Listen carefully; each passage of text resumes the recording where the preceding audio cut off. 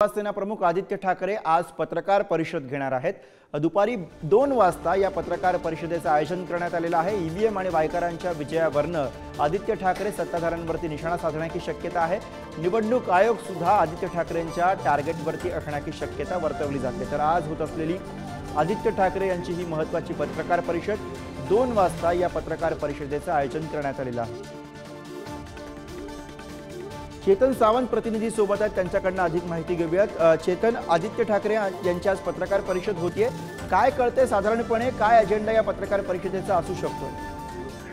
गुरु, मुंबई उत्तर पश्चिम लोकसभा मतदारसंघात आपण पाहिलं होतं काटेकी टक्कर झाली होती। रवींद्र वायकर विरुद्ध अमोल कीर्तीकर या अटीतटीच्या लढतीत कीर्तीकर यांचा अवघा 48 मतांनी पराभव झाला होता।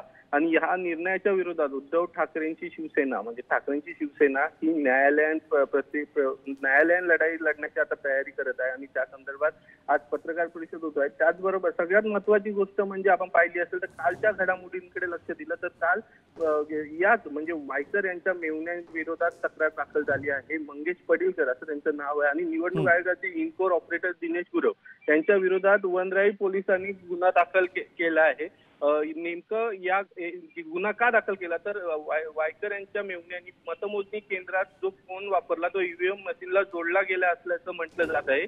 आणि याच मोबाईलवर आलेला ओटीपी त्यांनी ईव्हीएम मशीन अनलॉक करण्यात येत होती अशी देखील त्यात म्हटलं आहे। त्यामुळे एकंदरीत या सगळ्या गोष्टीवर या सगळ्या घटनेवर संशय व्यक्त केला जात आहे आणि त्यामुळेच आज आदित्य ठाकरे हे पत्रकार परिषद घेत हे सगळे मुद्दे मांडणार आहे आणि पुढची न्यायालयीन प्रक्रिया काय असेल हे सांगणार आहे। त्याचबरोबर ज्या सीसीटीव्ही फुटेजची मागणी केली होती बरोबर, त्यामुळे वायव्य मुंबई मतदारसंघामधला मतमोजणी दरम्यान झालेला वाद आता पुढच्या टप्प्यावरती जातो आणि त्यातच आदित्य ठाकरे काय भूमिका मांडतात आपल्याला बघावं लागेल।